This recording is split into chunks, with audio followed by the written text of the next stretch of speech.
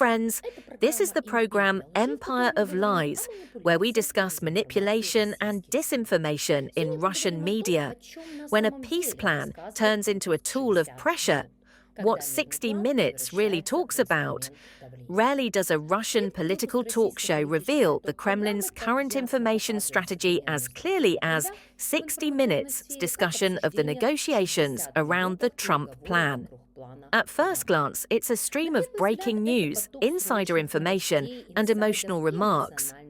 But behind this noise, a much larger construct is being constructed, an attempt to shape the image of a world for Russian and foreign audiences in which the US and Russia are engaged in direct bargaining, Ukraine has lost its subjectivity, Europe is hindering peace, and Russia is the only rational player ready for dialogue.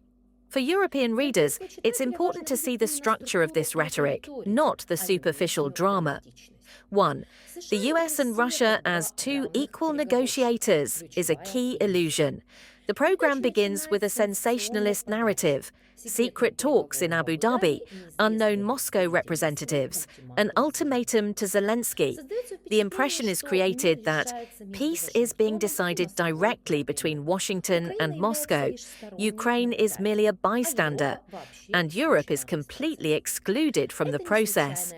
This is not a random narrative, but a deliberate attempt to create a picture of two superpowers returning to the grand bargain format, where the fate of regions is determined by closed negotiations. For Europe, such a construct is dangerous. It attempts to undermine the very principle of European participation in the continent's security, the idea on which Europe's post-war architecture is built. Ukrainian Deputy Foreign Minister Kyslytsya said everything was hanging by a thread. At the beginning of the meeting, the Americans were tense and accused the Ukrainian side of leaking the draft peace plan to the media.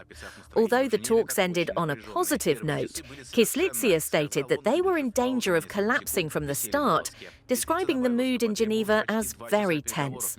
The first hours, he said, pausing for a few seconds, were absolutely hanging by a thread. Kyslytsya added that it took almost 2 hours of negotiations between the head of the Ukrainian delegation at the talks, Andriy Yermak, head of the presidential office, and the American delegation to calm the tension. The Financial Times claims that Trump's original plan was scaled back by almost a third. 2.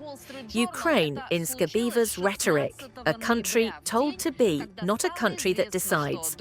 Throughout the entire episode, Kyiv is depicted as a party deprived of its own voice. Ukrainians are being dissuaded from traveling. They are being read the plan over the phone. The negotiations almost fell through because of their mistake. They are obliged to agree, otherwise they will be left without weapons.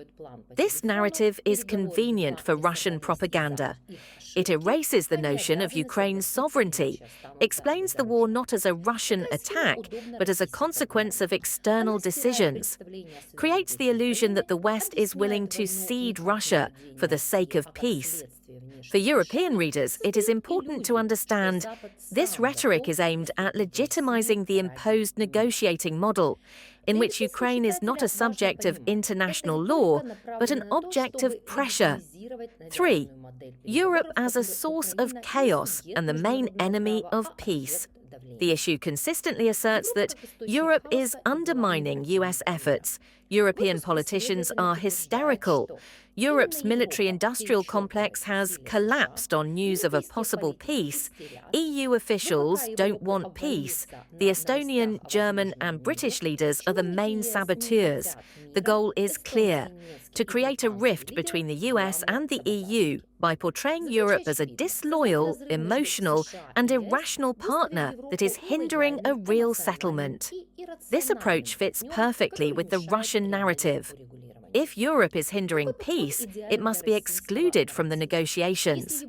If it is excluded, Russia's influence automatically increases. If Europe appears hypocritical or self-serving, its support for Ukraine seems to lose its moral foundation. 4. Trump's plan, in the Russian version, a pressure tool, not peacekeeping. The central element of the episode is the constant reference to a strict deadline, an ultimatum, and the threat of cutting off aid. According to the program's logic, the US is forcing Kyiv to make concessions.